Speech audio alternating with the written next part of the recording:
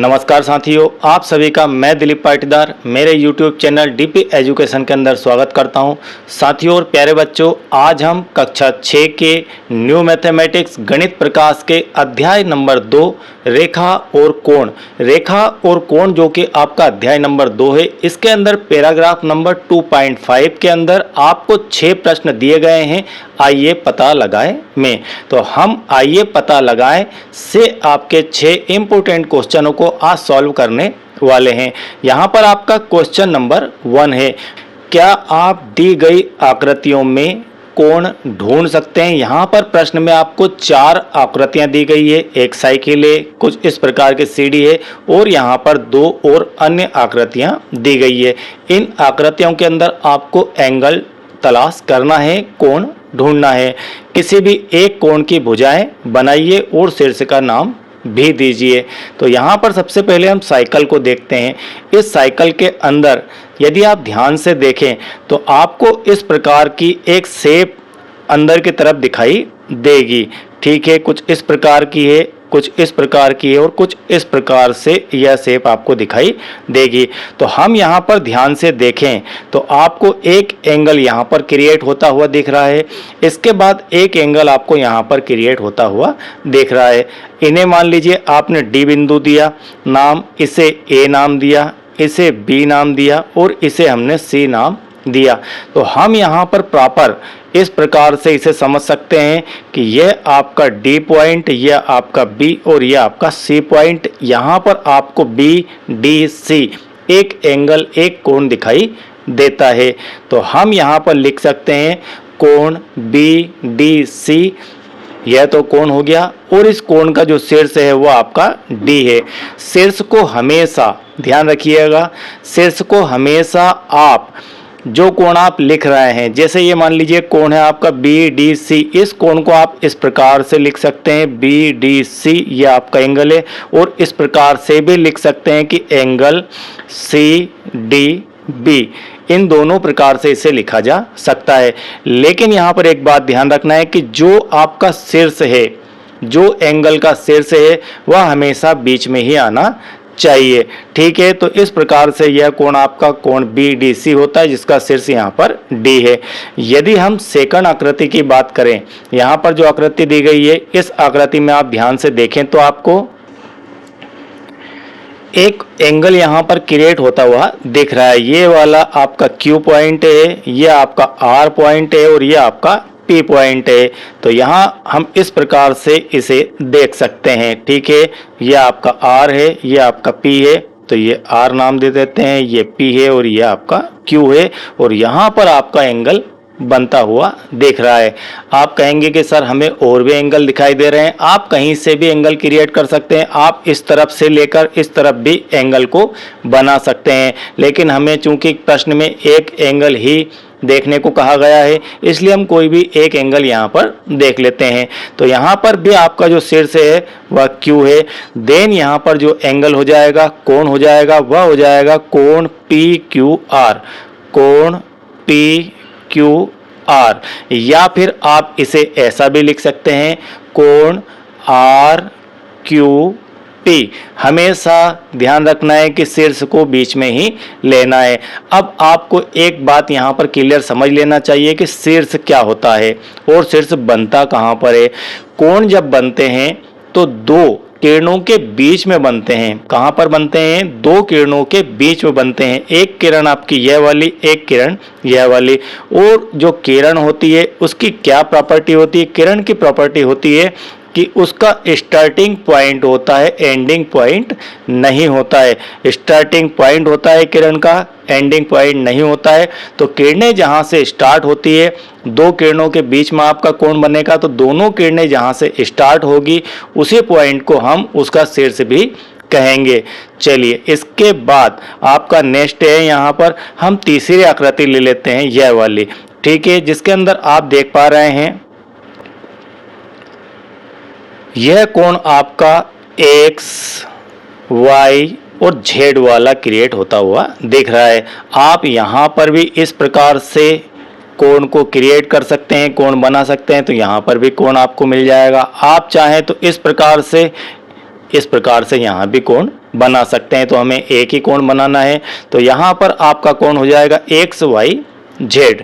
इसी प्रकार से इस सीढ़ी के अंदर आप देखें तो यहाँ पर आपको कुछ इस प्रकार की आकृति यह दिखाई देती है। तो यहाँ पर कोण क्रिएट हो रहा है। कुल मिलाकर यहाँ पर आपका जो है दो भुजाएं मिल रही है। यह कह सकते हैं कि दो भुजाएं जहाँ पर मिल रही है वहाँ पर ही कोण आपका बनेगा। दो किरणें जहाँ पर स्टार्ट होती है वहाँ पर कोण क्रिएट होता है।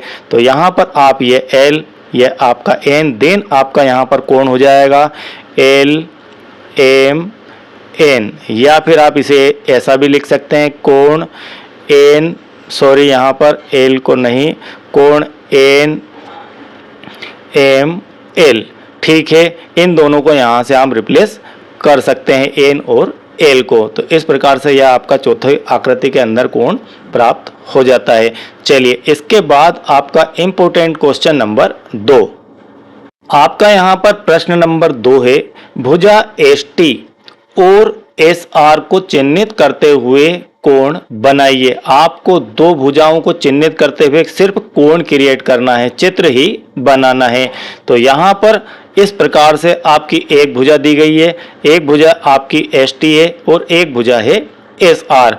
अब यहाँ पर ध्यान से देखिए कि आप ऐसी ही आकृति क्यों बनाएंगे, एस टी और एस आर। ठीक है, अब इन दोनों के बीच में कॉमन क्या है? कॉमन है आपका एस, यानी कि इसका जो शीर्ष है वह आपका हो जाएगा एस। यह बिल्कुल क्लियर हो गया कि शीर्ष क्या होगा, आपका एस होगा।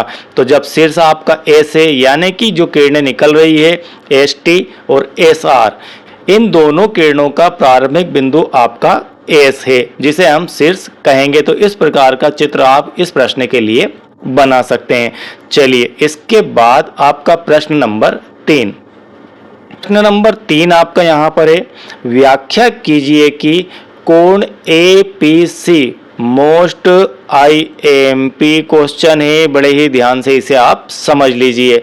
व्याख्या कीजिए कि कोण APC को कोण P क्यों नहीं लिखा जा सकता है।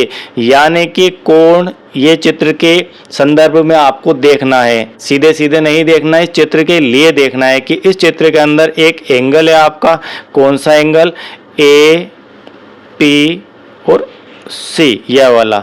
तो कोण APC के लिए, कोण APC को आप कोण P क्यों नहीं लिख सकते हैं, आपको यहाँ पर कारण बताना है। अब हम इसका कारण ढूंढते हैं। कारण यह है, पहले इससे आप एक बात और समझ लीजिए कि मान लीजिए यह वाला कोण है, कोण आपका यह वाला इस प्रकार से बना हुआ होता है चित्र आपका, P है, A है, C है, देन आपका यहाँ पर कोण होता है कोण APC। ठीक है, यह वाला जो एंगल है यह आपका कहलाता है कोण APC। इसके लिए आप इसे लिख सकते थे कोण P। क्या लिख सकते थे? कोण P। लेकिन यहाँ पर प्रश्न कह रहा है कि ऐसा नहीं लिखा जा सकता। इसका यह कारण है कि इसके बीच में ये दो एंगल आपके और आ चुके हैं, ये दो एंगल और क्रिएट हो रहे हैं इसी P शीर्ष से। तो इन दोनों एंगलों का शीर्ष भी आपका P ही है, इसलिए पर्टिकुलर आप APC के लिए नहीं लिख सकते हैं कि कोण P। यदि आप इस चित्र के लिए, जो मैंने अभी यहाँ पर आपको बनाकर दिखाया, इस चित्र के लिए एंगल APC को यदि कोण P लिखना चाहें तो बिल्कुल आप इसे लिख सकते हैं, लेकिन इस चित्र के लिए आप इसको ऐसा नहीं लिख सकते, क्योंकि यहाँ पर आप देखें इस चित्र के अंदर तो तीन कोण बन रहे हैं। एक कोण आपका कोण APC, एक कोण आपका कोण BPC और एक कोण आपका APB। इस प्रकार से तीन कोण बन रहे हैं और तीनों ही कोणों का जो शीर्ष है वह आपका P है। तो आप पर्टिकुलर किसी एक कोण के लिए इसे उपयोग नहीं कर सकते हैं। तो इस प्रकार से आपको यहाँ पर आंसर दे देना है। चलिए इसके बाद आपका क्वेश्चन नंबर 4। क्वेश्चन नंबर 4 है, नीचे दी गई आकृति में अंकित कोणों के नाम लिखिए। आपको जो आकृति यहाँ पर नीचे दिखाई दे रही है, इस आकृति में जो कोण आपको दिखाई दे रहे हैं उनके नाम भी लिखना है। तो नीचे दी गई आकृति में अंकित कोणों के नाम कोण RTQ और कोण RTP है। अब आप यहाँ पर एक बात ध्यान दीजिए, आप इन कोणों को और क्या लिख सकते हैं, आप कोण आर टी क्यू को आप ऐसा भी लिख सकते हैं, कोण क्यू टी आर। क्या ऐसा भी इसे लिखा जा सकता है क्या, इसको ऐसा लिख सकते हैं क्या, हाँ लिख सकते हैं। लेकिन यहाँ पर आकृति में आपको बिल्कुल स्पष्ट कहा गया है, ठीक है, इस आकृति के अंदर आपको यह स्पष्ट कर दिया गया है कि यह आपका टी है, यह आपका आर है और यह आपका क्यू है। कोण यहां से स्टार्ट हो रहा है, किस तरफ से, यहां से स्टार्ट हो रहा है, इस वाली किरण से यह कोण स्टार्ट हो रहा है। देन आप इसको पहले रखेंगे, बिंदु आर को आप पहले रखेंगे। तो आप इस प्रकार से यदि लिखते हैं तो ही वह सही होगा। यदि यहाँ पर इस प्रकार का एरो नहीं बना हुआ होता, देन आप यहाँ पर कोण क्यू टी आर भी लिख देते, आर टी क्यू को, तो वह चल जाता, ठीक है। इसलिए आपको सिर्फ यही यहाँ पर लिखना है। तो बारीकियां बहुत होती है मैथमेटिक्स के अंदर, तो उन्हें भी आपको बेहतर तरीके से समझना चाहिए।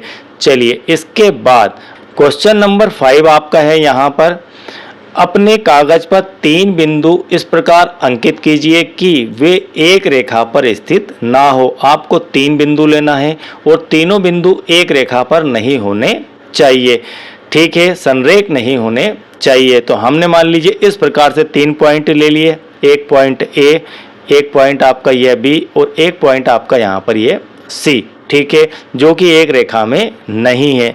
कुल मिलाकर आपका एक पॉइंट ये, एक पॉइंट ये, एक पॉइंट ये, तो आप ऐसा ले लें ए बी सी, ऐसा आपको नहीं लेना है, नहीं तो एक सीधी रेखा यहाँ पर बन जाएगी, ठीक है, क्लियर बिल्कुल। हमने यहाँ पर टेढ़े मेढ़े तरीके से 3 पॉइंट ले लिए, ए बी और सी। अब इन 3 बिंदुओं से गुजरती है, रेखाएं खींच दी, ठीक। इस प्रकार आपको कितनी रेखाएं प्राप्त होती है, तो इन 3 बिंदुओं को मिलाने वाली आपको कितनी रेखाएं यहाँ पर प्राप्त हो रही है, तो हम यहाँ पर काउंट कर ही लेते हैं कि कितनी रेखाएं प्राप्त हो रही है। यहाँ पर आपको एक रेखा ए से बी को मिलाने पर, एक रेखा बी से सी को मिलाने पर, एक रेखा ए से सी को मिलाने पर आपको प्राप्त हो रही है। देन हम कह सकते हैं कि हमें ए बी, बी सी और सी ए 3 रेखाएं प्राप्त हो रही है। चलिए आगे बढ़ते हैं। अब उनके नाम भी लिखिए, हमने नाम भी यहाँ पर लिखकर आपको दे दिए। ए बी सी का प्रयोग करते हुए इन 3 बिंदुओं का प्रयोग करते हुए आप कितने कोण बना सकते हैं, उन कोणों को भी आपको लिखना है। आकृति 2.9 के अनुसार ये आपकी आकृति 2.9 यहाँ पर दी गई है। अब यह आकृति आपको क्या दिखा रही है, यह आकृति आपको यह दिखा रही है, बड़े ही ध्यान से देख लीजिए कि ये आपका यहाँ पर कोई शीर्ष है, इस शीर्ष से स्टार्ट होकर एक किरण तो आपकी इस तरफ जा रही है, इसे हम कहेंगे एक किरण आपकी इस तरफ जा रही है, यह है दूसरी किरण।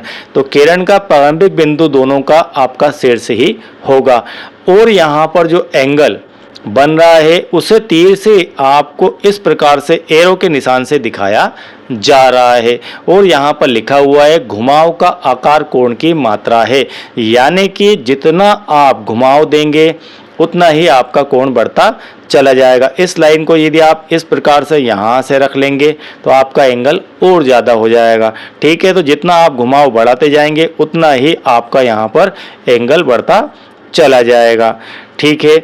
चलिए अब हम यहाँ पर कोणों के नाम लिखते हैं, इसको ध्यान में रखते हुए। तो ए बी सी, तो आपका एक कोण क्या बन गया, एक कोण यह वाला बन गया, ठीक है। इस कोण को हम क्या कहेंगे, ए बी सी, ठीक। बी बीच में आ रहा है, यानी कि इस कोण के लिए शीर्ष आपका बी है। अब चलिए हम सी शीर्ष को बीच में रख लेते हैं। तो इस सी शीर्ष को बीच में रखने के लिए बी सी ए, क्रम वही रहेगा ए बी सी। अब यहाँ से बी सी ए, तो ये आपका कोण हो गया एक, बी सी ए का। अब तीसरा कोण बचता है आपका यह ए वाला है, तो सी ए बी, चक्रीय क्रम सी ए बी, तो यह आपका कोण हो गया। कुल मिलाकर ए बी सी से आपने एंगल क्रिएट करे, तो आपको इस क्रम का ध्यान रखना है। ए बी सी इस प्रकार से आप चले, बीच में आपने बी को रखा, ए बी सी, उसके बाद आप इधर से चले बी सी और वापस आप ए पर आ जाते हैं। इसके बाद आप स्टार्ट करते हैं अगेन सी से, तो सी ए बी, तो इस प्रकार से लेना है। कुल मिलाकर आपको चक्रीय क्रम का यहाँ पर पालन करना है, क्रम ध्यान रखना है। तो इस प्रकार से आप 3 कोण यहाँ पर बना सकते हैं। चलिए इसके बाद आपका एक और इम्पोर्टेंट क्वेश्चन नंबर 6, बहुत ही महत्वपूर्ण क्वेश्चन है यहाँ पर यह वाला। इसके अंदर सारी एक्सरसाइज आपकी हो जाएगी। अपने कागज पर 4 बिंदु इस प्रकार अंकित कीजिए कि उनमें से कोई भी 3 बिंदु एक रेखा पर ना हो। 2 बिंदु तो एक रेखा पर चलेंगे, स्वाभाविक सी बात है कि 2 बिंदु एक ही रेखा पर आएंगे, लेकिन 3 बिंदु एक रेखा पर नहीं होने चाहिए। उन्हें ए बी सी डी से चिन्हित कीजिए। तो इस प्रकार से हमने ये पॉइंट ले लिए, ये हमने ए लिया, ये हमने बी लिया, ये हमने सी लिया यहाँ पर, और ये पॉइंट हमने लिया डी। ये चारों बिंदु अलग अलग है, कोई 2 बिंदु तो एक रेखा पर है लेकिन 3 बिंदु एक रेखा पर नहीं है। इनको नाम भी दे दीजिए, हमने इनको नाम दे दिए ए बी सी डी। ठीक है, अब आप इन ABCD से कितनी रेखाएं प्राप्त कर सकते हैं? पहली बात तो यह है, हम इसी को क्वेश्चन बनाते हैं और इसका आंसर लिख देते हैं। तो इस चित्र के अनुसार यदि आप देखें तो आपको यहाँ पर कितनी रेखाएं दिखाई देती है? तो इस चित्र के अंदर आपको 6 रेखाएं दिखाई देगी। कौन सी? ए से बी को मिलाने वाली, बी से सी को मिलाने वाली, सी से डी को मिलाने वाली और डी से ए को मिलाने वाली, जो कि आपके रेड कलर में दी गई है। तो ये रेड कलर वाली, लाल कलर वाली रेखाएं आपको 4 दिखाई देगी। तो A B, B C, C D और डी ए, ये 4 हो गई। इसके बाद आप इनको क्रॉस मिलाना चालू कीजिए। यदि आप क्रॉस मिलाते हैं तो ए से आप सी को मिला सकते हैं ज़्यादा से ज़्यादा, और बी से आप डी को मिला सकते हैं। इस प्रकार आपको येलो कलर से 2 लाइनें यहाँ पर दिखाई देगी। तो यह लाइनें आपकी एक ए सी और एक बी डी। इस प्रकार से हम 6 रेखाओं को प्राप्त कर सकते हैं। चलिए इसके आगे पढ़ते हैं। उनके नाम भी बताइए, नाम बता दिए। आप ABCD से कितने कोण का नामकरण कर सकते हैं? आप इन 4 बिंदुओं की सहायता से कितने कोण बना सकते हैं उन्हें लिखिए। उनमें से प्रत्येक को आकृति 2.9 के अनुसार चाप द्वारा भी अंकित कीजिए। तो यहाँ पर इस प्रकार से आपके चाप बने हुए हैं और आपको चाप द्वारा भी इसे दिखाना है। अब आप इस प्रकार की आकृति बनाएंगे। आप एक एक एंगल यहाँ से देखते जाइए। सबसे पहले हम ए बिंदु को बीच में रखकर, किसको? ए बिंदु को, मान लीजिए यह वाला आपका ए पॉइंट है। ठीक है, ध्यान से समझ लीजिए। एक ए से इस प्रकार से यहाँ डी मिल रहा है, ये आपका ए से यहाँ पर बी मिल रहा है, ए से आपका यहाँ पर सी मिल रहा है। अब आप बताइए कितने कोण यहाँ पर ए शीर्ष से बन सकते हैं? ए शीर्ष यदि आप लें तो कितने कोण यहाँ पर आप क्रिएट कर सकते हैं? तो चलिए कोण क्रिएट करते हैं। एक कोण तो आपका यह वाला बन जाएगा, यह वाला बन जाएगा। आप इसको कह सकते हैं DAC। क्या कह सकते हैं? DAC या CAD। इसके बाद एक कोण आपका यहाँ पर बन जाएगा CAB या फिर BAC, और एक कोण आपको इन दोनों को मिलाकर क्रिएट हो जाएगा जिसे आप DAB या BAD। तो इस प्रकार से यहाँ पर भी आपको ए शीर्ष से या ए बिंदु से 3 कोण बनते हुए दिखाई दे जाएंगे, जो कि इस प्रकार से BAC, BAC, एक तो यह वाला हो गया, ठीक है, यह वाला हो गया आपका ये BAC वाला। इसके बाद CAD यह वाला हो गया, और एक आपका BAD। तो ए बिंदु से मिलकर आपको 3 कोण बनेंगे। अब ए बिंदु से आपको 3 कोण बने, इसी प्रकार से बी से भी आपको 3 कोण मिलेंगे, सी से भी आपको 3 कोण मिलेंगे और डी से भी आपको 3 कोण दिखाई देंगे। चलिए मैं आपको यहाँ थोड़ा सा रफ दिखा देता हूँ। एक ये वाला, एक ये वाला और एक ये वाला।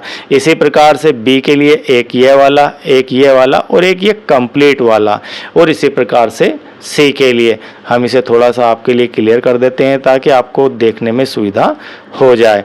ओके, तो इस प्रकार से ये आकृति दी गई है और इससे बनने वाले जो कोण हैं वो आपके हो जाएंगे 12।